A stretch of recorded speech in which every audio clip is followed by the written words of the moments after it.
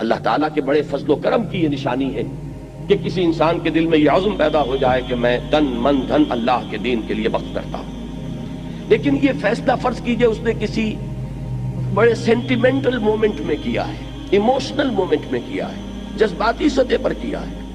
اب یہ فیصلہ کرنے کے بعد اب مخالفتیں شروع ہوتی ہیں. پہلے والدین کی طرف سے ہی ہوگی، کیا ہو گیا ہے تمہیں کیریئر کی فکر کرنی چاہیے.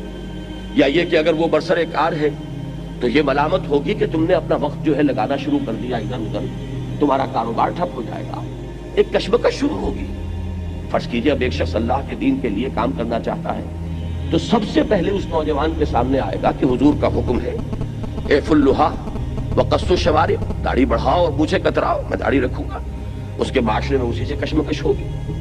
ایک شخص جو ہے طے کرتا ہے کہ مجھے آج تک ہوش نہیں تھا، میں جب اللہ کے دین کے لیے کام کرنا چاہتا ہوں تو ہمارے دین میں تو پردہ ہے، مجھے پردہ نافذ کرنا ہوگا، اپنے گھر میں تو نافذ کروں.